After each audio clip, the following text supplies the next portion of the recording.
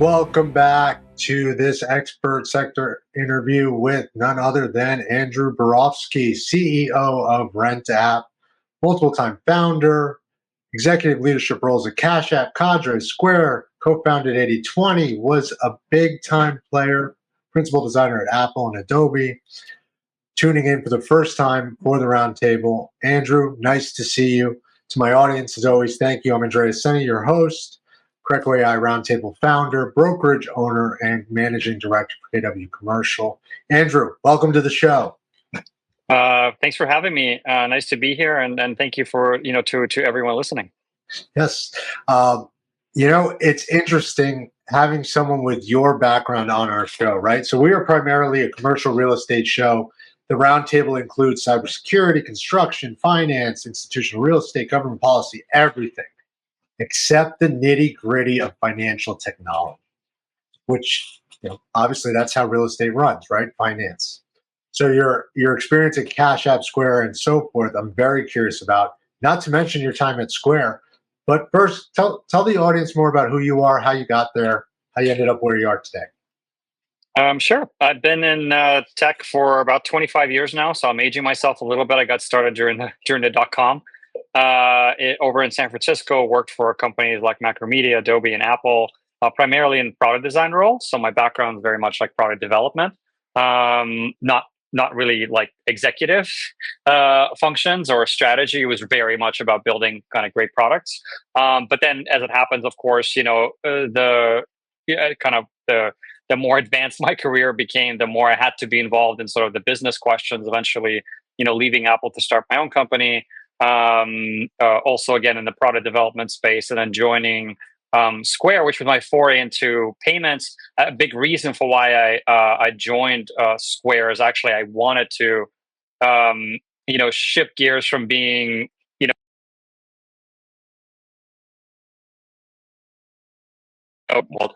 and Square was a great place to learn. And then actually, after Square, second company that I co-founded was in the CRE space. So I got to play with that as well, because CRE is its own rabbit hole altogether. So Rentapp is now the third company. My first gig as CEO. So now I've run the whole gamut. And so, learning new things here as well. But it's interesting, I think, in a lot of ways, this company is a culmination of everything I've been involved in: creative, product development, payments, money movement, and real estate. Well, so I founded my own platform, and I founded a platform to solve my problem as a broker, right? So I was very much customer facing because I was a customer. And your whole background started first customer facing, coding through to solve problems, which I have found in some startups isn't the case, right? They build a product they think somebody needs, but nobody needs it, and then it fails. And you are the unicorn here, because all the companies listed here, they've all exited well. They have all done well. I mean, have you had some war stories? What would you say to the audience out there thinking about doing it themselves today with AI, right? Here we are in commercial real estate, and everyone's like, oh, build your own apps. Do it yourself. You've been there.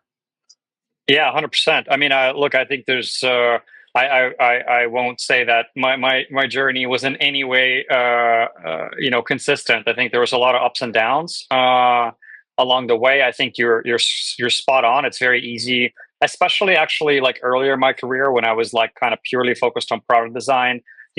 All designers, anyone listening to this that happens to be a designer, we're all guilty of sort of like building things that we want to see in the world rather than customers. And it's actually very easy to do that when you're insulated from a business. A lot of the times, you're building something, you really are responsible for just crafting the user experience. You don't get to interface with customers. It's always somebody else's job to do that. And so you don't, you're really detached from the end user. And when a particular product fails, you're just like, why did that happen? It's so beautiful. Like, why did no one want to use this? So, and the world is riddled with incredibly well-designed products that have failed spectacularly. And we all know and use products today that are absolutely awful, that are massively successful. Salesforce comes to mind, among other things. So yeah. Well, and so you took your experience, right? And then you founded your first app. You became CEO of Rentapp. That was your baby. Where is that today in the marketplace? And just for the audience tuning in, for those that don't know, 2015, we had 80 vendors in the commercial real estate tech space. Today, there are 20,000 vendors. I mean, this space has mushroomed to the nth degree. We have funds and funds on funds that we're investing into the space when before nobody wanted to get off Excel. And for the record, as a broker, I still use Excel. We'll continue to use Excel. But here you are pushing Rentapp out into the industry, a little bit of a crowded space. Tell me the why and the where.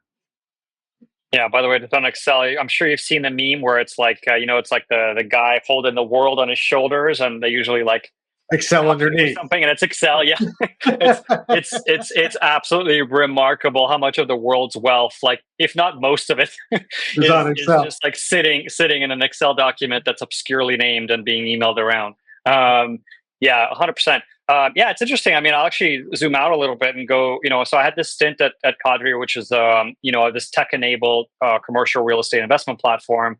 And, I joined the company precisely because I was interested about this world that runs on Excel and where most of the world's assets kind of lie. And this is how, rich people get richer. And this is how the number one way to create intergenerational wealth and all that stuff. So it was really, really curious to know how the machine works. And like you said, it's interesting. That space, which I guess we can refer to as PropTech. Today it's PropTech or Built World or what, it depends who's talking. Yeah. And hat tip to Michael Beckerman. But yeah, go ahead. Yeah. I think I think 2010, like when I joined Square, it was all fintech. And I think when I joined Cadre, it was PropTech. So, I think one followed the other. But yeah, the PropTech space is very, very vibrant right now. Actually, my one of my teammates just came back from Blueprint, which is this conference out in Vegas, which is massive, and it's basically a PropTech conference, but it's a huge event. And what you find is that.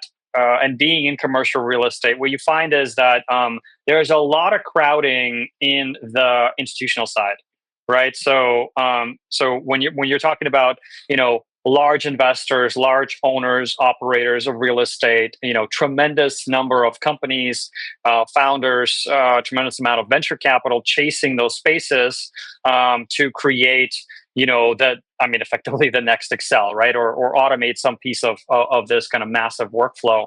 But actually what was interesting is coming out of that space 2 years ago, and that's when we started this company, is I felt, there's half of all real estate in the United States that's owned by individuals, right? And actually it's more than half, it's more like 60%. So you hear all these stories about Wall Street buying Main Street, but the truth of the matter is that this is still a country that's, where real estate is predominantly owned by individuals. And then in particular, when you talk about like rental properties, so like income properties, right? A third of all real estate in the United States is for rent. And that includes commercial and residential, et cetera. And that's also half owned by individuals. But what you find there is no one's playing in that space. When we started to work on Rentapp, like one of the key stats that stood out to us is of all the mom and pop landlords in the United States, and there's 11 million of them, sizable populations, like, there's countries out there with 11 million people, right? They collect rent using cash. 50% of all rent collected within that. So that's about a quarter of all rent in the US is collected using cash, which is staggering in 2024, right? And so what you find as you dig into this space, the long tail of real estate ownership in the United States, is the PropTech revolution, even the fintech revolution, has really kind of passed them by, right? They're effectively unbanked in some ways. Well, it's an opaque industry on purpose, though, yeah, I would argue, right? So the more it's opaque on purpose, right? So if you Saul Klein would say, if you can't rate it, you can't grade it, right? So you can't get a rating to it. And you're on that route. You're solving for the little guy, right? You're taking the little guy space is really interesting to me, and it dates me back again to Square, because Square is now no longer the little guys. They're huge. Well, no, but I mean their customer base, right? So I just was going to say, yeah, they're huge. I mean, I think I don't track the stock prices closely now, but it's at least it was a $50 billion company that was built on the back of micro merchants, businesses that were so small they weren't even considered small businesses. And what they solved, it's fascinating that the essence of Square is so simple that there was all these small merchants, and the only way that they could take payments was cash. And Square created the Square credit card reader that allowed everyone using their smartphone to take credit card payments. And, an empire was born. So I love that space, because the truth of the matter is, if you could figure out how to reach the long tail of American, business owners, and I list, real estate owners as also business. These are cash generating enterprises, right? So they're small business owners. If you can reach them, and if you can deliver, a product that makes their life simpler, that reduces costs, reduces complexity, speeds things up, then there's tremendous opportunities. And most companies are not looking there. Most companies are, okay, how do I create a new product that I can sell to start with, right? And that's a very different space, hyper competitive and less interesting. Yeah. I'm very. This is my sweet spot. I love this space. Well, so all right. So Rentapp is born. It is growing, and I'm going to be mean. Not mean, but I'll direct here. So here's Rentapp in a bit of a crowded space, servicing, yes, the long tail market.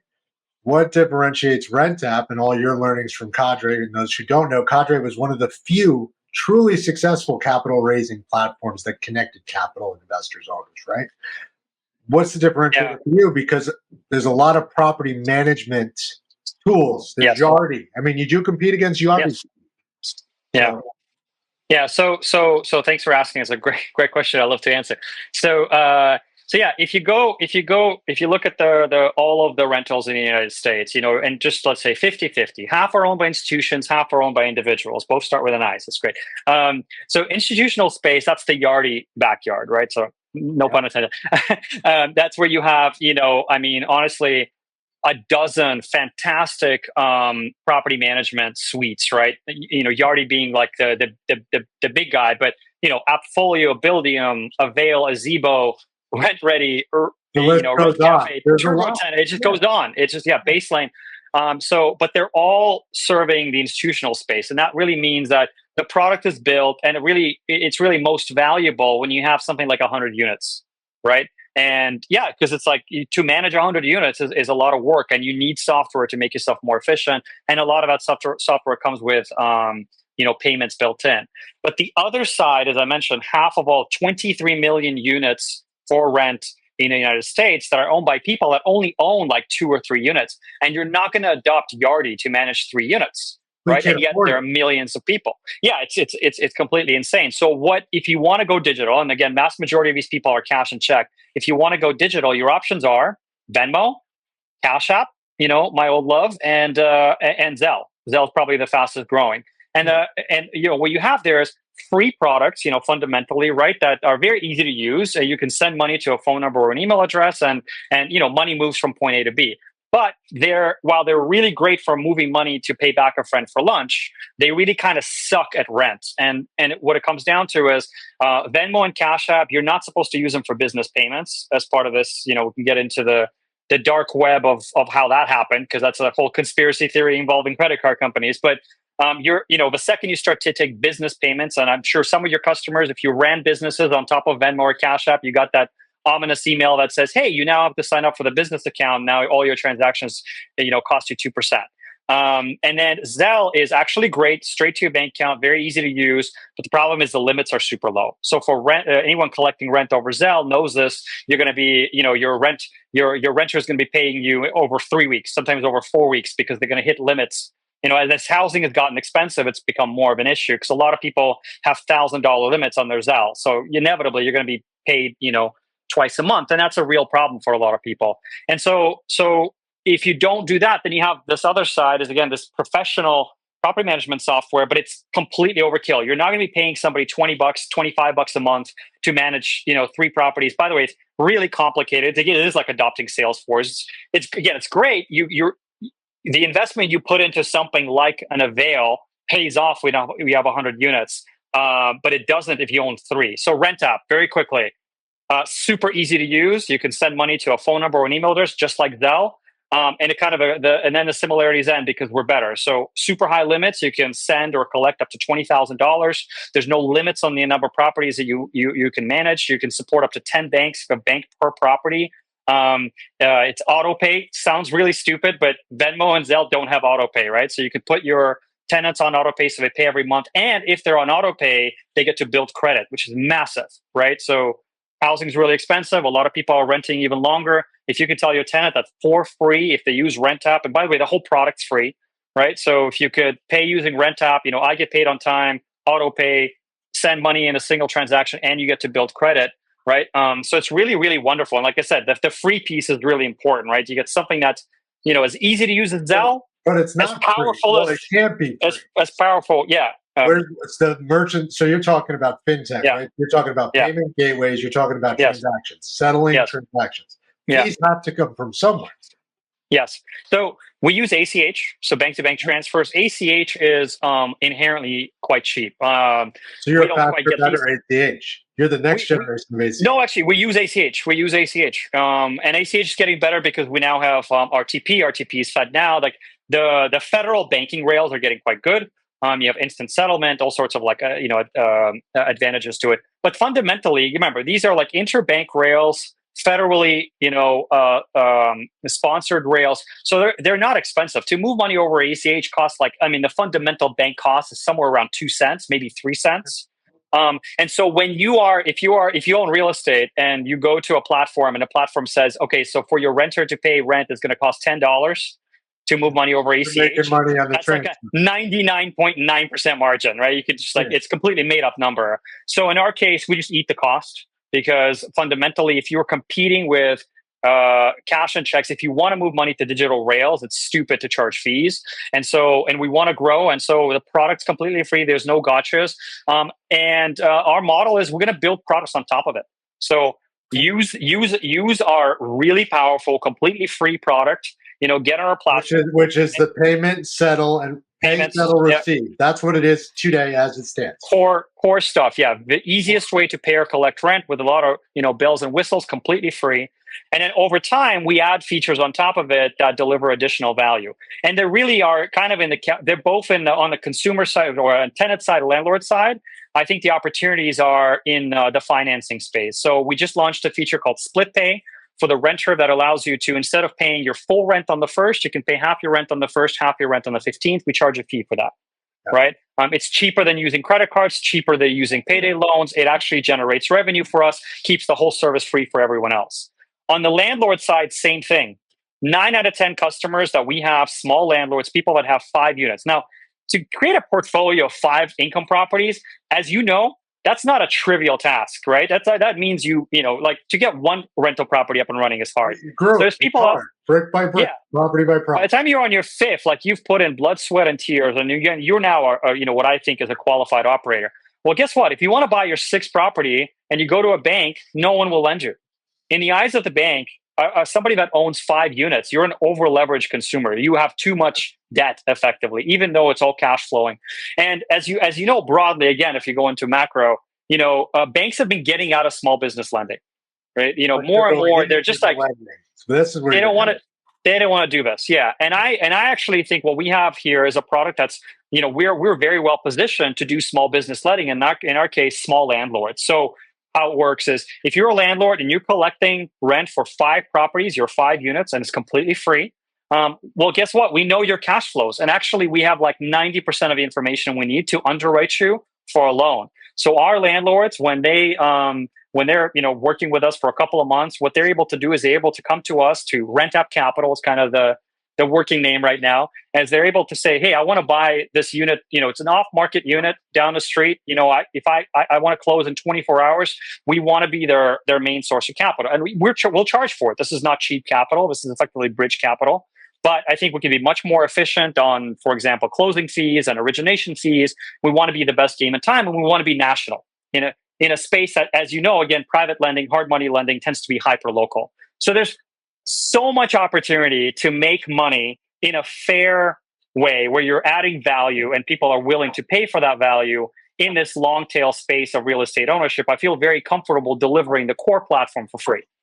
Well, it's spot on and good on for you for cornering the market, I'll almost say, and getting in here fast, right? Because we're far from cornering it, but we're hoping. Well, you're building on fintech principles for serving underbanked communities, right? You're coming in, you're providing a service, you're managing transactions, and then you are becoming the bank, right? Yes. Rich people earn interest, poor people pay interest. And you're giving people a way to access capital that otherwise couldn't, which is great. Yeah. And I hesitate to ask this question: how do you get around someone who drops in a credit card? Can they drop in a credit card? I mean, there are places where you cannot pay rent with your credit card. It's just that simple. That's not allowed, right? And you said national, not international. So I'm curious on your thought process there. Yeah, I mean, with regards to credit cards, look, you shouldn't be paying rent with your credit card, right? First of all, so I mean that's a 3% fee on average, so that's completely insane. It should only be used in extreme situations. Again, this is where it gets into, it's really interesting, right? People go, okay, well, I want to pay rent on my credit card anyway, even if I pay a fee, because I can collect rewards. So I get 5% cash back and I get points. Whatever. Yeah, I mean, the truth of the matter is that if you do the slightest little bit of math, it doesn't work. At best, you'll break even, right? So whatever you pay in fees, you'll make back in rewards that are effectively fake money. But even that in that space, look, there's some room for innovation. So I love a company called Built Rewards. I'm sure you've come across it. I'm sure your listeners have. And they have a credit card you pay rent with, right? But once again, what's interesting, what allows them to do that, right, is there's some magic sauce, that they have there where they, bring together the credit card networks, the banks, in this case, Wells Fargo. They negotiated a really wonderful deal with them, and the largest operators in the country to do something that maybe kind of works out, where the renter effectively gets about 1.5% on their, I think it's closer to 1%, honestly, but something, right, on their rent in the form of like whatever Air France points, right? But that type of innovation is only possible, right, with the backing of the country's largest owners, right? So, Starwood, Blackstone are on Built's cap table for a reason, because you need to have these deals, right, with the biggest owners to be able to innovate in this space. All that stuff is not available to the quote unquote small landlord. And I mean, Built works with, to talk to Built about rolling out their credit card product for your properties, you need to have 1,000 units, right? That's like massive, right? What a deal with large transfers. Right, exactly. Right. So I think, again, I go back to what we try to focus on. And this is, again, where we're a lot like Square. And I think I've inherited so much wisdom from that company. I'm eternally grateful for being able to work there and to be able to report to Jack, who's, just a brilliant, strategist across kind of completely different verticals. But what we're trying to do is we're trying to, bring, the big guy tools and services and capabilities to the little guy. And Square, again, famously has given the technology that Starbucks, if you recall in 2010, right, Square was unanimous with small coffee shops, right? And I think in 2010, there was actually a revolution, like the small coffee shop became a formidable institution in about 2010. I actually largely attributed to Square making it possible for a small local coffee shop to compete with Starbucks, which was, I think it's at the height of that's before they became a sugar company, right? at the height of their scale. And so I love that. I want our customers, our landlords, our network, our renters to have the tools that you typically associate with luxury buildings in New York, right? I want that experience to be available in San Antonio, Texas. Right, you're talking seamless payment experience. I mean, it's that simple. That's what Stripe did. Seamless experience around the largest payment everyone makes every month, and seamless payment around half of your paycheck. Remember, I remember those days when Suze Orman, right, told you shouldn't spend more than 25% of your income on rent. Where are we now, right? It's like 50%, 55% of people's money goes to housing. Right. So it's important to get this experience right. You're providing a service to a market that needs it, and like any of any apps in this space, it's getting out there in front of those owners so they know about you, which is why one of the reasons you came on today. So Thank you for joining us and coming on and sharing your experience. I do want to ask and go kind of into go to the side a bit here and talk blockchain tokenization if you're comfortable in those areas, right? Because it comes up in real estate, right? People like the shiny horse over there and say, well, why aren't we doing that? Why isn't rent on Bitcoin? Or is it? So where are you there? You're there collecting rent, you're processing payments? Yeah. So I like to zoom out a little bit again, and I'd like this. The last crypto cycle, as we know, crypto is in these cycles where everything kind of falls, and goes up. The last crypto cycle has been terrible for crypto. And I'm just getting, people get really hung up on like crypto or Web3 or whatever. We all know what we're talking Those about. are all buzzwords. Yeah, blockchain payments, okay, and blockchain-based transfers of value, let's call it that, have really suffered because of the fact that there's been a lot of grift over the last 4 years, right? And when you zoom out, is like, let's look at this from purely a technology standpoint. Fundamentally, you're talking about a open source database, by open source meaning that, it's built on standards that everyone can adhere to. And this database is, the nice thing about it is it's very easy to onboard onto, and that database is available to everyone in the world, right? So, and actually, let's go back to a mutable record is the whole basis of that. It's what you're talking about is a dynamic, globally available Excel, right? This is really the successor to the scale of Excel. Should logically be blockchain, right? Because it does all the same things, but in a way where it's like everything is recorded. It's like revision history. Boom, if you have a US based fund and you're trying to get a European investor into that fund, if you've ever gone through that experience, everything that entails, right? Cross-border transactions. Yep. It's gone, right? With blockchain based asset ledgers, operating globally, raising money globally for assets that are global as well or hyper local just becomes much easier. So it is a great technology. Fundamentally, it's a great technology. But like with a lot of great technologies, the timing, it's like where are we kind of? And I think basically, so as with any great technology, I think it is inevitable. I think we're probably about five years at least out from being able to deploy it successfully, right? We need to wash out a lot of the grift. And every cycle with all the bullshit, it actually brings tremendous amount of innovation. If you look at, I'll leave it there. If you look at the last cycle, again, this let's say that ends around 2018 to 2022, the biggest winners, I think in the previous ones, it was like Bitcoin and it was Ethereum. The last cycle brought us stable coins, right? Digital dollars.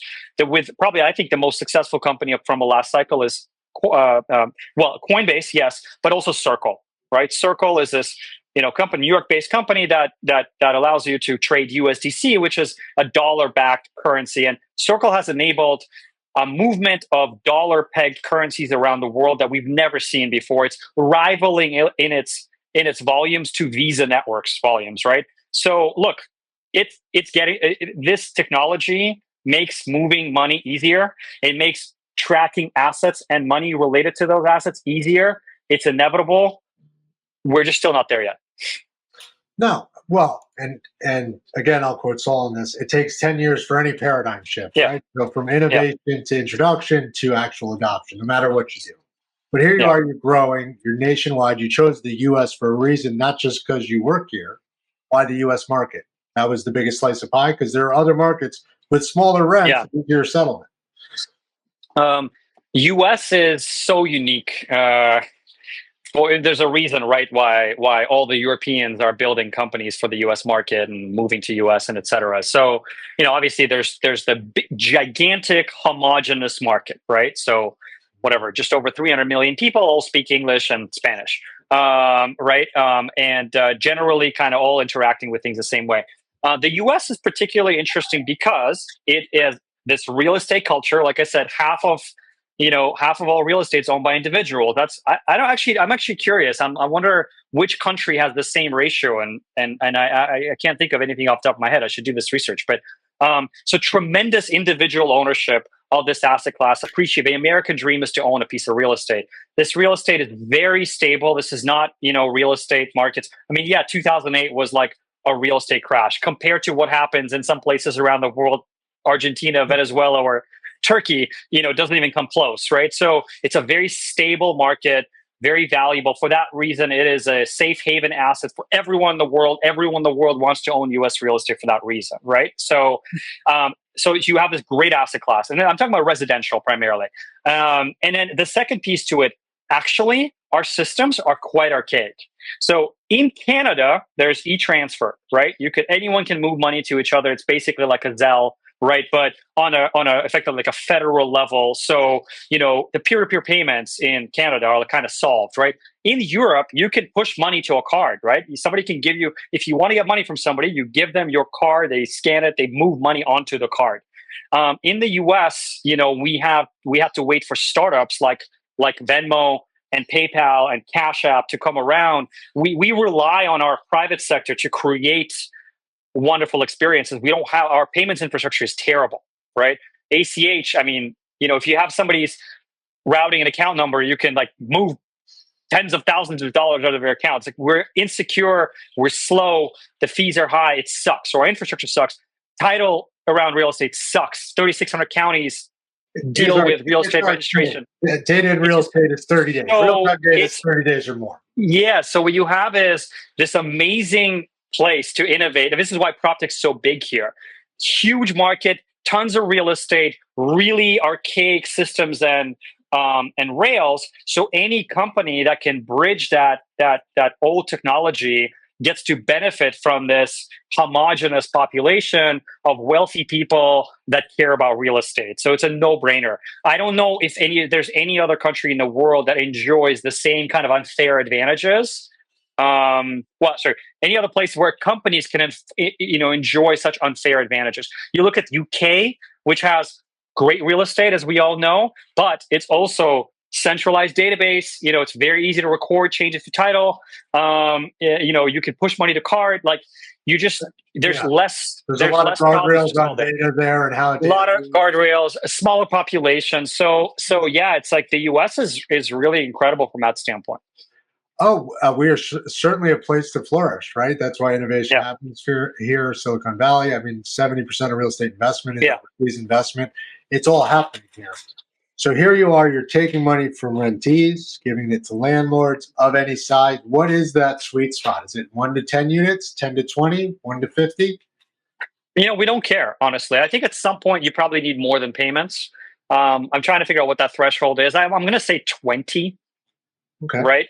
Just based on our customer base, because after 20, your accounting becomes so much more complicated that you probably want an integrated system. Again, I'm throwing out there like something like Appfolio.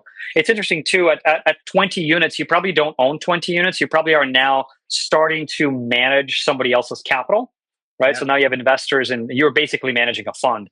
And so you probably want, Appfolio is not so much property management, it's actually investment management, right? So you're talking about asset optimization and capital stacks. Yeah, you're starting to get more complicated. That's not what we do. Quick and fast and easy.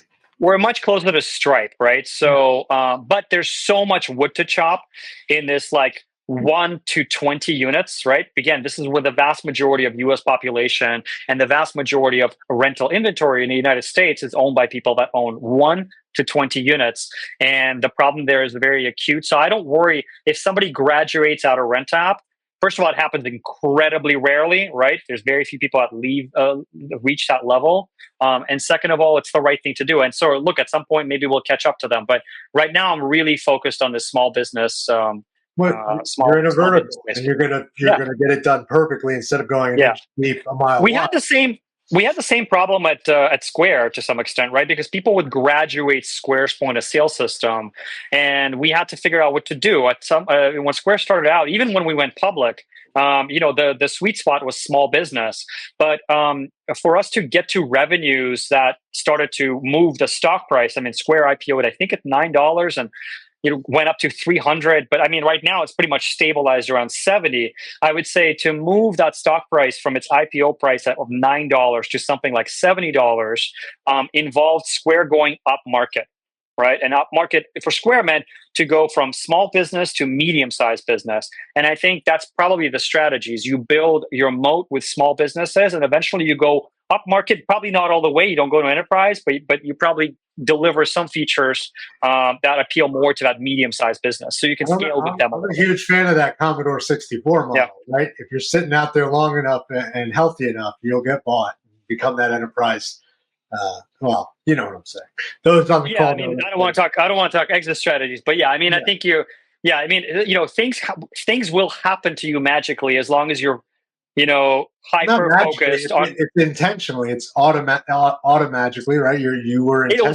It will feel magical. It's one of those. It's kind of like when It'll people. feel magic. Yeah, when people say half of everything is luck, I believe in that full stop. But then I forget who it was, but there's some super smart person said this, like that you don't control luck, but you can increase the surface area of luck.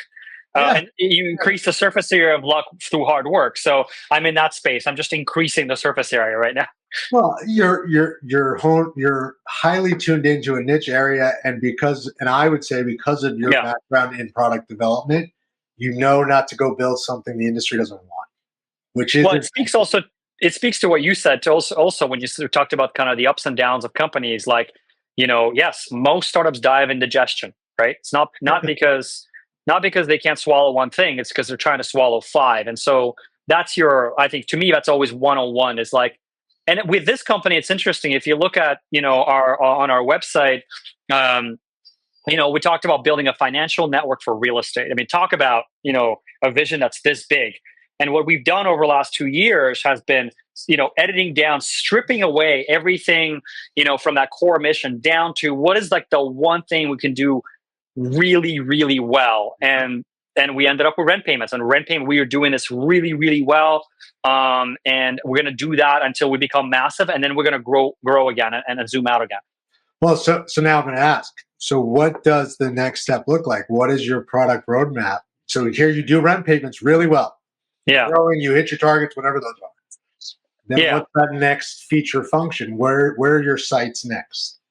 I think it's going to be. Can't talk about that yet because you're not there. No. Well, I think it's no. I think we want people to know why they should work with us, because of the fact that first and foremost, we're here to stay, and we have a very long-term vision. That vision is very ambitious. It's fundamentally around we will be profitable and we will grow if we deliver real value to our customers. So we're really focused on that. Right now, again, most Americans are really hurting. We're talking about consumers, renters. Again, housing payments are really expensive. People get twice a month. Rent's due once a month. It creates this huge budgeting headache for people. So we're really focused on split pay. That feature's been kind of in this pilot mode for the last just 4 weeks, and I already have anecdotes from customers that are like, this is just totally like a life-changing product for me. It has allowed me to kind of like, you figure out my finances. I was feeling desperate. We have, and we see when you send a payment, a renter sends a payment to the landlord, they can attach a note. And we've had people that have adopted split pay and they send a note to their landlord, and I can read them. I'm not sure if they know that, but it's like, hey, Doug or whatever, I want to use Rentapp for my rent payments. I hope you don't mind if we switch to this payment platform. They have this feature. It's called Split Pay. It's really, as you know, I've had a hard time, making my rent payments on time, and this is really going to help me out, as I kind of navigate this period of uncertainty. And that's what I want to hear. So I'm hyper focused on that, delivering value to renters. That's going to really drive a lot of scale. Next 6 months, we're going to, switch gears, and then we're going to deliver some landlord features. And again, I go back to Rentapp Capital. I'm really excited about. We're going to pilot this. We're going to take our top 100 operators on our platform, and extend credit to them and get them to grow their business and get them to acquire some real estate. And we're just going to keep oscillating, so that both sides of the network are growing, at the same time. But it's going to be really focused. We're never going to do two things at once. We're going to do one thing at once, one thing at a time, super, super well. Well, and you said something interesting there. So the rentee can actually introduce this over to the landlord. It's not the landlord who has to start this process. That's right. It's the number one way. No, this is how I'm doing it. That's right. That's the number one. And that's really different. No one else is doing it this way. Yeah, because it's to answer this question. Well, if there's 11 million small owners out there, how can you possibly reach 11 million people?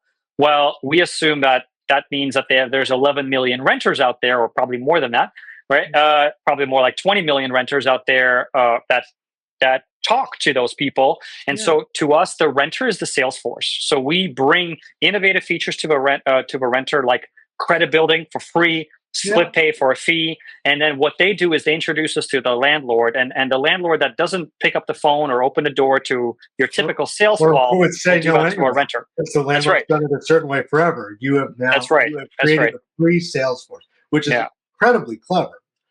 Yeah. So just want to highlight that. So if you are a landlord and you're collecting rent right now, guess what? You don't have to download anything. You don't have to sign up.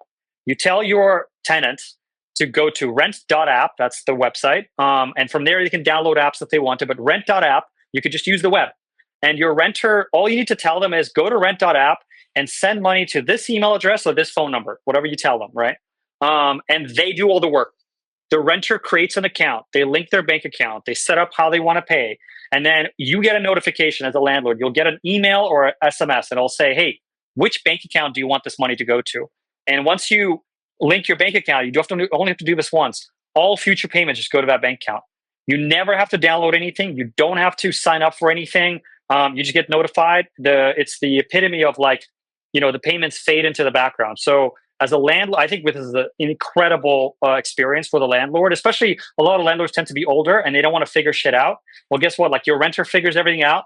You just need to link your bank account. It's very easy. You can type in your routing and account number. It's that simple. And then everything just kind of happens automatically. Well, automatically, right? Just automatically. Yeah. What about your property managers, right? Do you find that they're in the way, or they're jumping on? They're like, you know what? No, they want to do this. Yeah. Some of our most we have an ambassador program. You can actually sign up at refer.rent.app if you want to check it out. If you have a network in real estate, we'll actually pay a bounty for you to kind of talk about us. It's not going to be around forever. We're just kind of doing it as we scale. Yeah. But we have this ambassador network, a couple hundred people on there that are primarily property management brokers, and they just talk about it because if you're a broker, I mean, I'm sure you know at least 3 other people. I'm gonna say 3, but I'm thinking 5. You probably know 5 people. A guy like you, maybe 10. Okay. But that are collecting rent, and they're probably doing it in a completely archaic way: Zelle, Venmo, cash, check, whatever it is.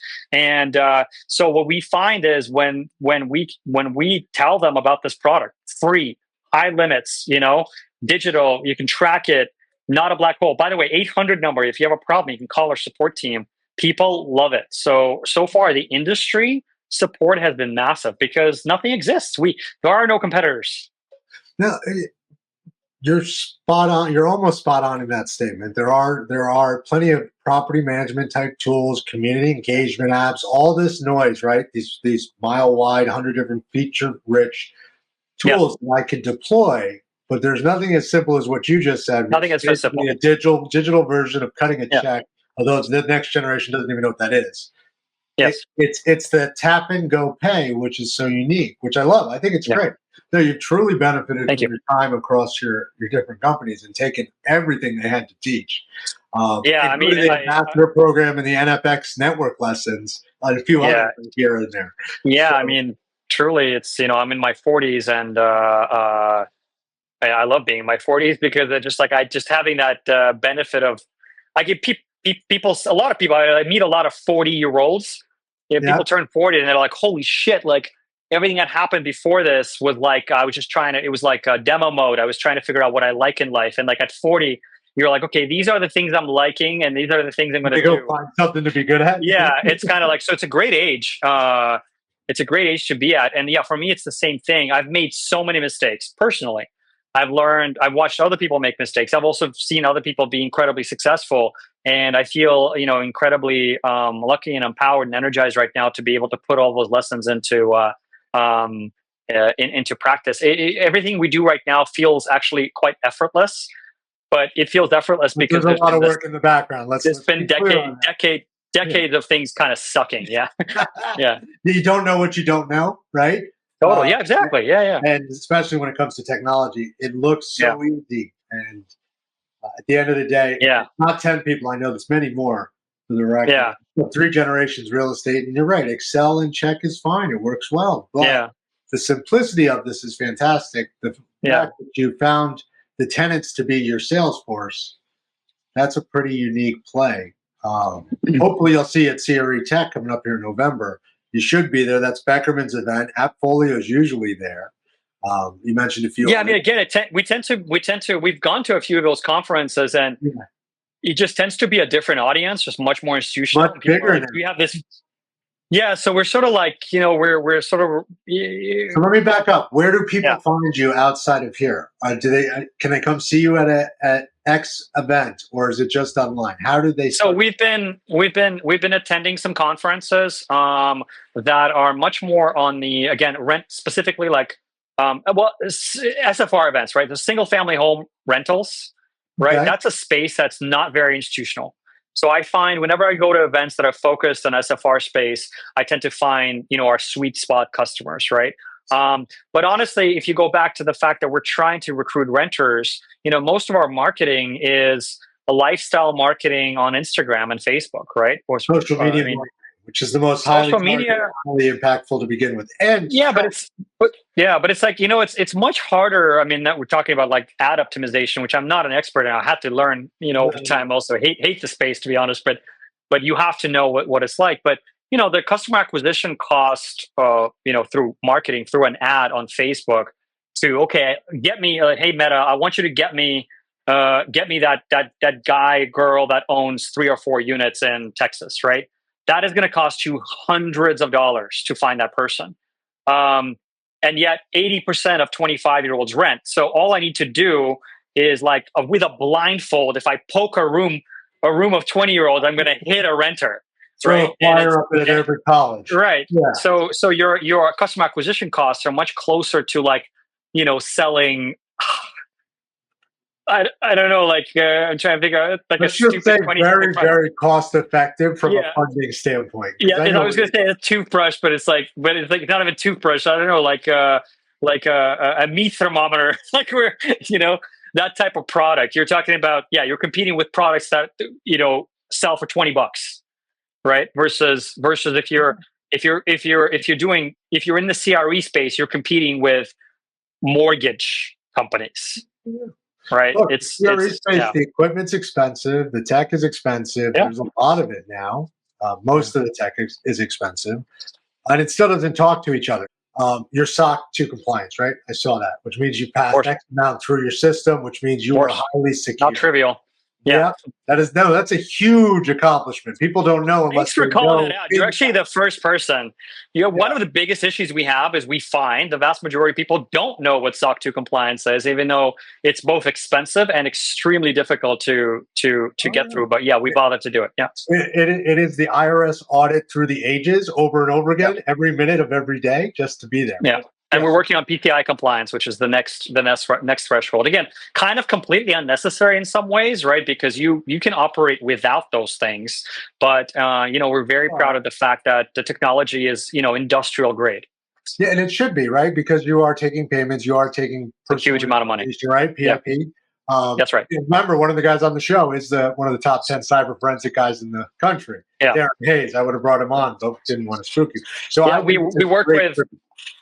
Yeah, we work with HackerOne, which is effectively, it's people. They're hackers, and we pay them to try and penetrate our system. So they will try to hack us every month. They do it. So they go through it. They try to sign up for accounts to try and move money, and so they're looking for holes in our system, and we've generally been pretty good. Important to you consumers who put your credit cards in there. Of course, mention your partners with Plaid and others, but at the end of the day, it's sad that we're living in a world where every month or so you get a notice from a company that says, "Hey, sorry, we leaked all your data." Yeah. We're almost desensitized to it. It's crazy, right? Well, and many companies. There are companies out there that simply will bypass security because they're like, well, it happens. Let's make it more feature rich. Let's make it look better. But I can appreciate from where I sit in the CRE tech side, as a tech sector expert, what you've done and how much attention you paid to things that others have just skipped over because you couldn't. Thank you. I appreciate that. People want to notice, and it looks great. So we can get you on the Apple Store, get you on Google Play. We are introducing you through tenants. You're out at shows. You're here on this podcast. You're obviously out on other podcasts. You got a referral network. You got an ambassador network. You got a free sales force. Where'd I miss? Tell me. What would you do differently? I mean, what did we miss? Oh, the integrations. Are you REST API? Can we integrate you into other systems? Not yet. And again, it has to do with the fact that our target customer just doesn't ask for this. We tend to, so we're very, as a small startup, we're a seed stage startup, right? So we're very early in our journey. We're extremely well funded by wonderful investors. But we're very early, right? So small team, 25 people. And so we have to be super, super focused on what are we spending our time on. So our approach is every month, every rent cycle, we'll listen to what our customers are asking for, and we deliver that feature. We don't, try and invent things or spend time on things that we think is important. So API calls comes up, not frequently enough. I'll give you an example of something that comes up all the time: an integration with an accounting system. So we just shipped. You can download all your transactions into a CSV file or a QuickBooks file. Right, that's something that's. And by the way, you can report it out. It gets out. You get to download it. Yeah, it's much easier to import it into QuickBooks. And you know what? That's 80% of what people have been asking us for. Right. So we'd love to get integrated with more, other property management software platforms, so that if you have a tenant portal through a PM platform, that there's a Rentapp option, in the list. It just takes time. By the way, you can integrate with Yardi. It just takes time, and so we're just energy. So we're just going back to this. We spent time and energy on the SOC 2 compliance. We thought that was more important right now, so we'll get around to it. I think honestly, within the next 12 months, you'll see an API from us, and you'll see more integrations. Next 6 months, we just have to be much more focused just on core growth and delivering a really consistent, solid experience for our core customers. Keep sticking to the basics, which is what you should do. Good for that. Yes. So out to our audience who tune in every month, this show will air the week after the Roundtable monthly show. Don't miss it. Catch it anywhere you get your audio, anywhere you get your video. I want to again thank you, Andrew, for coming in, bringing to market such a great looking product. I will admittedly say I signed up to be a broker in your referral program, because why wouldn't I? Nice. Exactly. No downside. Right? Yeah. That seems simple enough, and I'm sure Darren might pen test it a bit, but who knows? I can't speak for him. It looks incredible. What's the one lesson you'd give to anyone else coming into the industry, maybe looking to start their own tech, or even some veteran looking to switch at their 40s, going, "Hey, it looks good over there." Yeah. Look, just early innings, tremendous opportunity. I've been in PropTech since essentially 15, right? So that's almost 9 years. Yeah. And the vast majority of things we talked about in 2015 are still not here, right? So there's just so much. There's so much wood to. And by the way, everyone knows. You go in there, you think a problem is obvious because everyone's talking about it. That doesn't mean it's been fixed. Not even being addressed yet. We're just talking about it. Everyone knows what the problems are, but very few people have been able to figure out how to actually tackle them. And so then I'll just say one more thing. When you choose a problem to tackle, make sure it's just hyper narrow. In this space, residential, especially commercials, the whole stack is just up for grabs. Mm-hmm. So there's always going to be this, you're going to be, oh, fuck, I just want to do everything. I want to fix this entire workflow. And it's very, very hard. By the way, sorry for swearing on your show, but what I would say if you hyper focus you'll be successful. In PropTech, there are so many tiny problems that are hard to solve still. But if you solve it, you actually can build a very formidable company in this tiny niche space. So I say, look at the stack, identify these small problems, go after them first. Don't get greedy. Resist the temptation. To do everything. Yeah, listen to your customers. Listen to solve the problem 100%. You can't complain about. Don't solve the problem you think exists. Listen to your support team. And for the record, those on the show and those far and wide, here's a guy in fintech, in merchant services. His entire background is in this area. He didn't jump over and say, "Hey, I want to handle construction tech." You went right where your background was, which is God knows I have ideas. Doesn't mean I should do it. Yeah. That's another show for another time. Ideas. No, it's like, as I said, there's all sorts of things I want to be a part of, and I just have to say no. Yeah. Oh, no is the most powerful thing you can say. Super important. Yeah. 2,080 golden deal hours a year, right? Monday 9 to 5. Oh, wait, you're a startup. It's not 9 to 5. Much Yeah, longer. that's right. That's right. Again, want to thank you for tuning in. Want to thank our audience for tuning in. I want to thank Mr. Mendoza, our producer, for making us all look good all the time during this show. As we move forward into the end of the year, don't forget to join us at CRECo. Don't forget to join us at ICSC, depending on where you are in the country. We're all here to listen, learn, in many cases to provide support and add value, if not in every case to add value. In this case, specifically with Andrew, to add value to make a seamless rental payment and management of your smaller portfolios. Smaller is not the right word. Your growing portfolio. That's a better word. That's right. Hey, how long did it take for you to land on the free and easy way to collect rent? That one line statement, just for the audience. We probably need to change it because it's probably not tight enough. But it's funny because you could spend so long riffing on what the tagline is. I think that one's good enough right now, but we could probably be a little tighter. So it's fair to say to the audience, perfect is the enemy of good, and good is good enough. 100%. 100%. That tagline was 100%. Like, I think this is okay. I know we can spend 6 more months on this, but let's just stop. Yeah, let's go. Let's go. Yeah. I had a founder that said this to me, and I'll never forget it. And it stuck with me. I use it all the time. We're in the streetcar phase, not the stock car phase. In the streetcar phase, you just got to start winning the race. The stock car phase, you start fine-tuning the colors and so forth. That's right. Thanks again for tuning in. Mr. Mendoza, if you would lead us out. Thanks for tuning in to Industry Sector Expert Interviews, brought to you by CRECo.ai, your source for the latest in real estate and technology. Be sure to follow us on all social media at CRE Collaborative and check out our past episodes for more expert advice and strategies. See you next time.